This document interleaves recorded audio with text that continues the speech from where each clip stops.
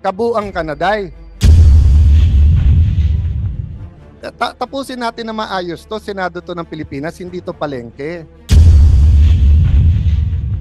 There's none, Mr. Chair. No, no. Thank you. Sorry, Mr. sorry. Sadain. Ma'am, There is none. excuse me, point. Sandali. Sandali. Order. Paulit. Thank you, Mr. Chairman. I make my point. There's no such paulit- thing as 23 billion sa Paulit na tayo DPWH. kanina pa ng 21.7 billion. Kabuang Kanaday. Tapusin natin na maayos to. Senado to ng Pilipinas, hindi to palengke. Oh. Pakibalik nyo nga sa slide ng DPWH na yung 21.7 billion. Oh. Paulit-ulit tayo, Nancy, na Senator Nancy, na 21 billion, 7.3. Ikaw nag-i-insist na 23.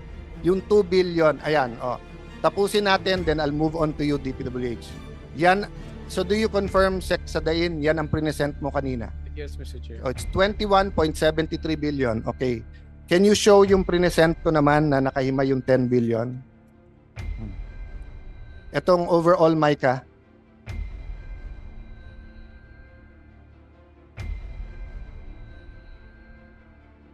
Overall, Micah na ano? Yan. Oh, yan din ang present ko, 21 billion 730. Pero ayaw niyang sagutin bakit 600 million yung landscaping, bakit 875 million ang security systems, bakit 766 million yung IT system, bakit 577. So in our next hearing, when she cools down, she can come back and explain that. But as of today, ang sinabi niya, hindi pa daw niya nare-review. I will submit to all members of this committee yung sulat sa kanya na March 20. Nandun naman. So, let me go back when she came in. Sec Sadain. Again, you apologize to us, I apologize to you. Hindi dapat ganito sa Senado. All I want to do is finish this review. Kung tatanggapin ni Senator Padilla yung trabaho at gusto nyo siya mag-review, wala rin problema.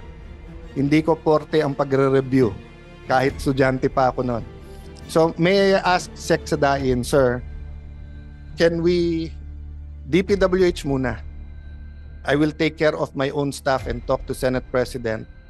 Ang gusto ng Senate President, yung 70 na consultants, mag-submit lang ng hanggang June 30 na kanilang report. Kasi ayaw naman namin maging rubber stamp. Personal feeling ko, marami sa kanila kailangan natin.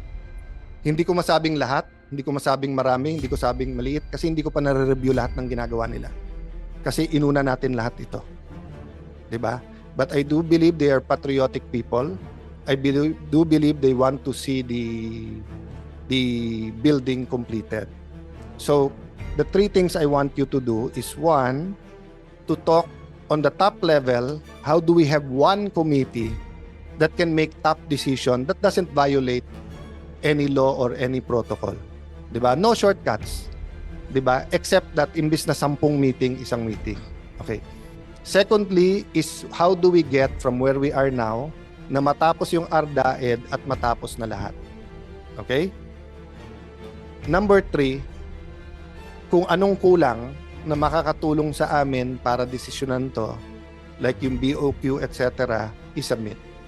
So if you are retired, Sir Aguinaldo and ASEC Mulano, baka pwedeng pakiusap lang, help us lang buuin to.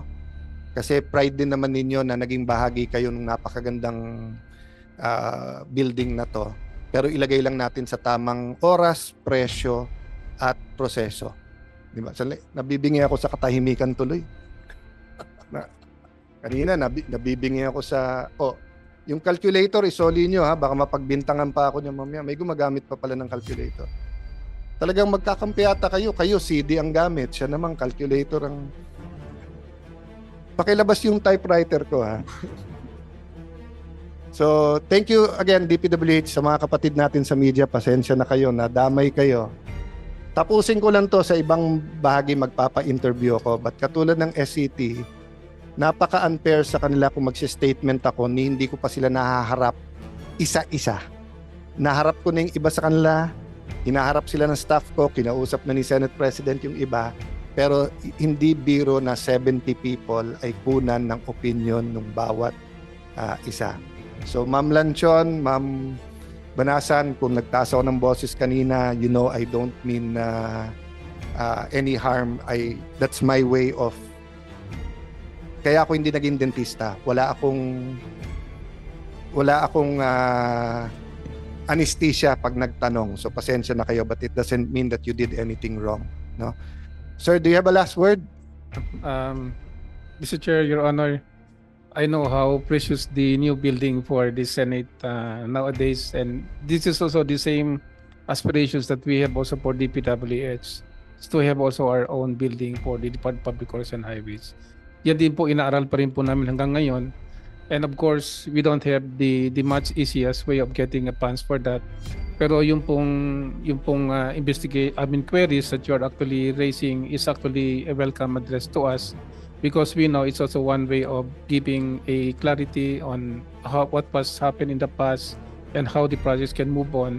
Because And I expect, Yusek, Apo. marami kayong parating na project na malalaki. Yes Maybe po. not 23 Yes po. billion, but Yes 5 po. to 10 billion. In fact, marami. we are implementing 41 flagship projects po. No? Kung ikumpara po ito, maliit lang po ito. But we know these are actually complex structures, and we really need all the support, not only from the department, also line agencies who can also feed in some informations.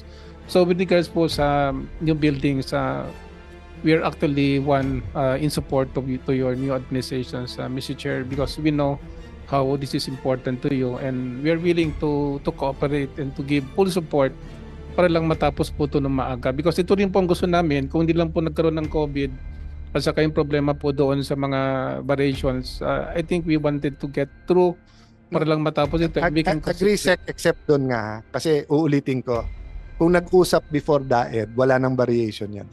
But I get your point. I get your point. Nangyari na yon. No. So ang ano ko ngayon, paano natin tatapusin yung 8.9 at yung 2.35? Anong gagawin natin sa 10B? Mapapababa ba natin ng kalahati yon o ng ano?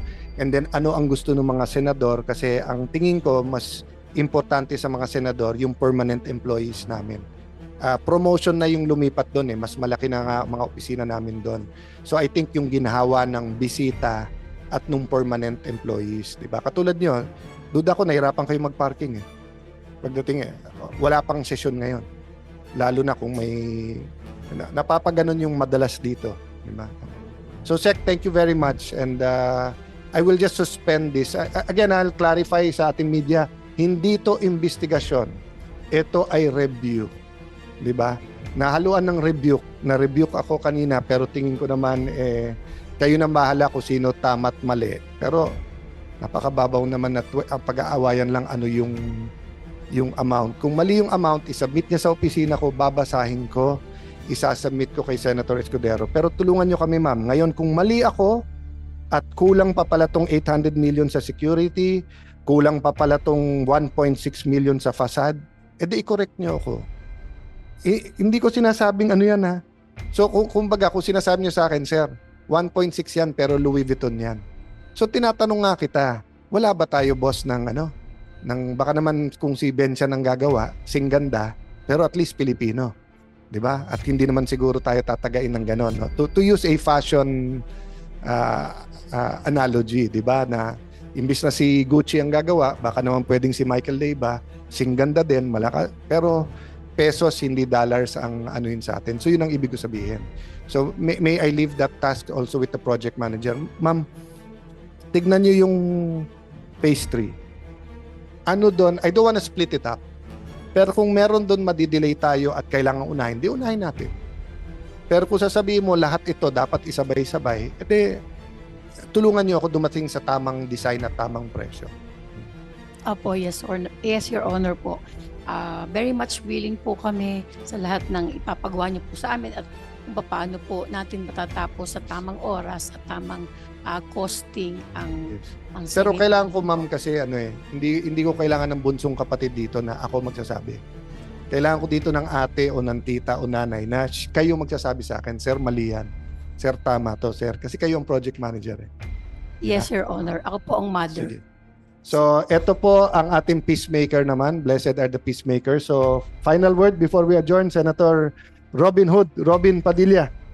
Maraming salamat po, aming chairman. Ako naman po, gusto ko lamang pong iparating sa ating mga kababayan na matuwa po kayo kapag ang mga senador ay nagkakaroon ng ganitong talakayan, ganitong pag-uusap dahil ibig sabihin, wala pong nangyayaring conspiracy, wala pong nangyayaring kami ay alam niyo na, nagpaplano-plano para sa mga sarili lamang namin. Kapag ganito po ang Senado, matuwa po tayo. Ibig sabihin ng inyong mga senador ay buhay ang kanilang demokrasya, buhay ang kanilang mga naratibo. Meron silang kalayaan sabihin ng mga gusto nilang sabihin dahil yun po ang dahilan ba't nyo kami hinalal. Hindi po kami nandito para magkasundo-sundo o kami po ay magkutsabahan. Kami pong nandito ay para i-represent po kayo at ipaglaban kung ano man po. Ngayon, sa oras na to, ang ipinaglalaban po dito ay yung tamang gastusin. Dahil ang taong bayan, sa pamilya nga po namin, sa loob ng pamilya namin, ako'y nako-question dahil lahat sila ay taxpayer. Kaya yun lamang po, maraming salamat po. Mabuhay po kayo, Chairman. Sa napakaganda mong sinabi, pwede ba mag-request, Senator Robby?